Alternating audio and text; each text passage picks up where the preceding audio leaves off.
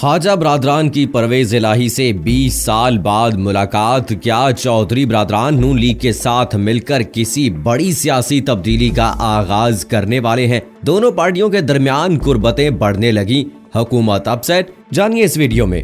बिस्मिल्लाहिर्रहमानिर्रहीम। अस्सलामुअलैकुम दोस्तों, उम्मीद है आप सब महफूज और खैरियत से होंगे। आज की वीडियो में हम आपको जो बताने जा रहे हैं सुनकर आपको हैरत होगी कि क्या वाकई ऐसा कुछ हुआ है, और अगर हुआ है तो कब, कहां और कैसे। इस तरह के इस वक्त पूरी दुनिया में कोरोना ने अपना खौफ फैलाया हुआ है। इसी के साथ साथ पूरी दुनिया के ममालिक में अंदरूनी मसाइल भी चल रहे हैं। जैसा कि अमेरिका में इस वक्त इलेक्शन के हवाले से पार्टियों और उम्मीदवारों के दरमियान हिकमत अमली तय की जा रही है, इसी तरह आजकल पाकिस्तान में भी सियासत का माहौल सरगर्म है।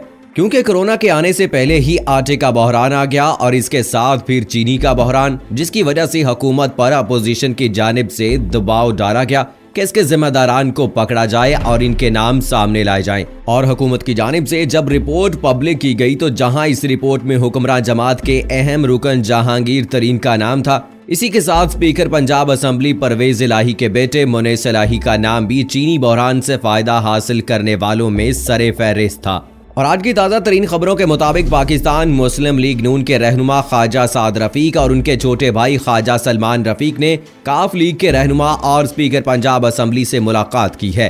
और जराये के मुताबिक इनके दरमियान कोरोना से दरपेश मसाइल के हवाले से और दीगर अमूर पर बातचीत हुई है। दोनों पार्टियों के रहनुमाओं ने तमाम तर अमूर पर तफसीली तबादला ख्याल किया है। मीडिया रिपोर्ट्स के मुताबिक ख्वाजा साद रफीक और सलमान रफीक ने स्पीकर पंजाब असम्बली परवेज इलाही से इनकी रहाइश गाह पर मुलाकात की है। ख्वाजा बरादरान ने साबिक वजीर आला और काफ लीग के मरकजी रहनुमा चौधरी शुजात हुसैन की खैरियत भी दरियाफ्त की, जो कि काफी अरसे से बीमार हैं। दोनों ने उनके लिए नेक तमन्नाओं का भी इजहार किया कि वो जल्द मुकम्मल सेहतयाब हो जाएं।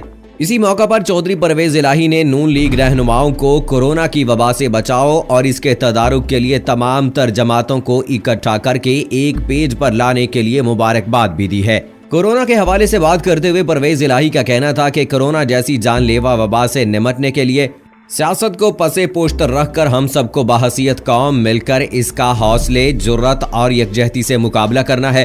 और आज इंसानियत का भी यही तकाजा है कि हम सब इस मामले पर यकजहती का इजहार करें। और अगर देखा जाए तो इस वक्त बनता भी यही है कि सिर्फ ये दो पार्टियां ही क्या, पूरे मुल्क की तमाम तर सियासी जमातों को इस मामले की संगीनी को समझते हुए मुल्क के लिए यकजा होना चाहिए, कम से कम तब तक जब तक कि ये मसला मुकम्मल तौर पर हल नहीं हो जाता। स्पीकर पंजाब असम्बली परवेज इलाही से मुलाकात के बाद ख्वाजा साद रफीक ने मीडिया से गुफ्तगू करते हुए कहा कि इसमें कोई हैरत की बात नहीं है कि आज हम चौधरी साहब को मिलने के लिए आए हैं।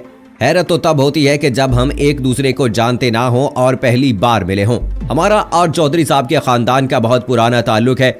हमारे बुजुर्गों और चौधरी साहबान के बुजुर्गों का आपस में बहुत गहरा ताल्लुक था। इस हवाले से साद रफीक का मजीद कहना था कि हम इस दीरीना ताल्लुक को आगे लेकर चलना चाहते हैं और अपने दरमियान ताल्लुकात की राह हमवार करना चाहते हैं। अब अगर देखा जाए तो ये वही दो पार्टियां हैं जो पिछले कई सालों से एक दूसरे पर कितने ही इल्जामात आयद करती रही हैं और एक दूसरे से मिलना तो दूर की बात, साथ बैठना भी गवारा नहीं करती थी।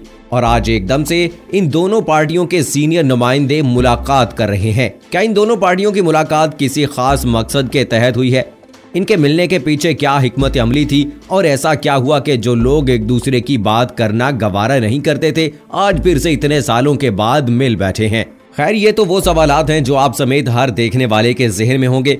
हम इस हवाले से आपको कुछ तफसीलात बताते हैं। अगर हकाइक की बात की जाए तो ये भी एक हकीकत है कि ख्वाजा बरादरान की ये तकरीबन 20 साल के बाद चौधरी परवेज इलाही के साथ बाज़ाब्ता मुलाकात थी। जी हाँ, ये लोग आज से पहले 20 साल तकरीबन मिलते थे। इस तवील अरसे के दरमियान इनकी बाज़ाब्ता तौर पर किसी भी किस्म की मुलाकात नहीं हुई। जराये के मुताबिक ख्वाजा बरादरान ने परवेज इलाही से ये मुलाकात मुस्लिम लीग नून के सदर और साबिक वजीर आला पंजाब शहबाज शरीफ के कहने पर की। ख्वाजा बरादरान और परवेज इलाही के दरमियान मुलाकात 3 घंटे तक जारी रही। इस मुलाकात के हवाले से मजीद कहा जा रहा है कि ख्वाजा साद रफीक ने अपनी इस मुलाकात के दौरान शहबाज शरीफ की जानिब से हमजा शहबाज के प्रोडक्शन ऑर्डर जारी करने पर परवेज इलाही का शुक्रिया भी अदा किया है। परवेज इलाही से मुलाकात के दौरान साद रफीक ने इनकी जुर्रत को सराहते हुए कहा कि आपने शेर बनकर हमजा शहबाज और सलमान रफीक के प्रोडक्शन ऑर्डर जारी किए। हालांकि बतौर स्पीकर आप पर तमाम लॉबीज का दबाव भी होता है जो आपको इन इकदाम पर अमल दरामद से रोकती हैं, लेकिन आपने हर किस्म के दबाव के बावजूद दोनों रहनुमाओं के प्रोडक्शन ऑर्डर पर अमल भी करवाया। ख्वाजा साद रफीक के तारीफी कलमात का जवाब देते हुए परवेज इलाही ने कहा, सियासी नजरिए अपनी जगह, लेकिन सियासी रवादारी कायम रखनी चाहिए। इनके मुताबिक हर एक को साथ लेकर चलना जरूरी होता है। जराये के मुताबिक ख्वाजा बरादरान और चौधरी परवेज इलाही के तवील मुलाकात के दौरान उन्होंने आपस के गिले शिकवे भी दूर किए और इसी में से एक बात पर स्पीकर पंजाब असेंबली ने गिला करते हुए कहा कि हमने तो हमजा के प्रोडक्शन ऑर्डर जारी कर दिए, लेकिन इसके बरक्स मोनेस इलाही के मामले पर ऐसा देखने में नहीं आया। जिस पर साद रफीक ने माजरत के अंदाज में जवाब दिया कि गलतियां कोताहियां तो होती रहती हैं, लेकिन जब तक मुलाकात ना हो ये दूर नहीं होती, इसलिए मुलाकातों के जरिए उन्हें दूर कर लेना चाहिए ताकि ताल्लुकात की डोर बनी रहे। जराये का ये भी कहना है कि दोनों मरकजी रहनुमाओं के दरमियान मुल्क में मौजूदा सियासी सूरत हाल पर भी तबादला ख्याल हुआ और अगर देखा जाए तो आटे और चीनी बहरान की रिपोर्ट के बाद ये मुलाकात काफी अहमियत रखती है। लेकिन इस हवाले से साद रफीक ने कहा कि सियासी जोड़ तोड़ पर कोई बात नहीं हुई और ना ही इस हवाले से मेरे पास मैंडेट था। अब देखा जाए कि अगर ये मुलाकात बकौल साद रफीक के वैसे ही की गई है तो ये मुलाकात क्या आटे और चीनी बहरान की रिपोर्ट से पहले नहीं हो सकती थी? कोरोना को पाकिस्तान में आए तो एक अरसा होने को है, तो इस हवाले से क्या पहले बातचीत नहीं हो सकती थी?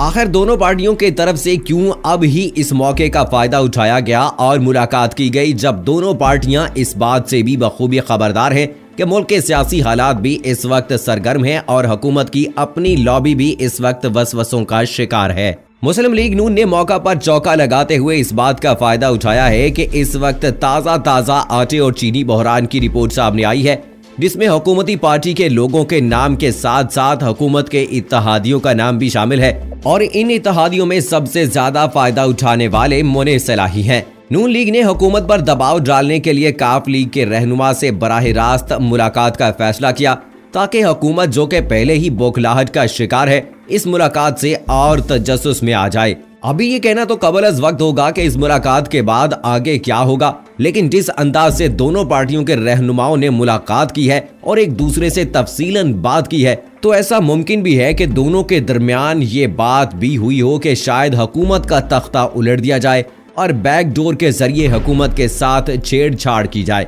अब साद रफीक का तो ये कहना था कि हमारे बीच सियासी तोड़ फोड़ की कोई बात नहीं हुई, लेकिन मुल्क के सियासी मंजरनामे को देखते हुए आप इस बात का आराम से अंदाजा लगा सकते हैं कि ये मुलाकात हुकूमती लॉबी को कमजोर करने के लिए की गई है और ये भी हो सकता है कि जो इतने सालों एक दूसरे के खिलाफ थे वो दोबारा मिलकर हुकूमत को गिराने में एक अहम किरदार अदा करें। इस मुलाकात के बाद आने वाले दिन में मुल्क में सियासी माहौल और ज्यादा दर्जा हरारत पकड़ सकता है और हो सकता है कि अब हुकूमत को संजीदगी से सोचने की वाकई जरूरत पड़े। तो दोस्तों, इस मुलाकात से बज़ाहिर तो ये लगता है कि इमरान खान को प्रेशराइज करने की कोशिश की जा रही है। पहले भी हमने देखा कि हुकूमत जब कोई इकदाम उठाती है तो कोई न कोई उसका इत्तेहादी नाराज हो जाता है, चाहे वो MQM हो या फिर पाकिस्तान काफ लीग हो, BNP मैंगल हो या कोई भी दूसरी पार्टी हो, तो उनकी तरफ से कहीं न कहीं हमें ये खदशा पहले भी सामने आता रहा है कि ब्लैकमेलिंग की जा रही है। कोई इस्तीफा देने के लिए तैयार हो जाता था और अब इस तरह की मुलाकात से शायद ये नजर आता है कि चौधरी परवेज इलाही इमरान खान को प्रेशराइज करना चाहते हैं और जो 25 अप्रैल को फ्रांसिक ऑडिट रिपोर्ट आनी है जिसमें आटे और चीनी बहरान के हवाले से फैसला किया जाएगा, तो शायद मोनेस इलाही को वो इस सारे मामले से आजाद कराना चाहते हैं। वरना 20 साल से अगर मुलाकात नहीं हुई है तो अब मुलाकात करने की आखिर ऐसी क्या वजह थी? दोस्तों, इस हवाले से आपकी क्या राय है? आपको क्या लगता है कि इस वक्त पाकिस्तान तहरीक इंसाफ की हुकूमत को गिराने के लिए चौधरी बरादरान और ख्वाजा बरादरान के दरमियान ये मुलाकात हुई है या फिर कुछ और हो सकता है, या एक आप कह लें कि एक फर्जी मुलाकात हुई है कोरोना के हवाले से मुल्की हालात में मिलकर काम करना चाहते हैं? इस हवाले से आपकी क्या राय है? कमेंट बॉक्स में मुझे ज़रूर बताइएगा और अगली वीडियो तक मुझे इजाज़त दीजिएगा। फ़ी अमानिल्लाह।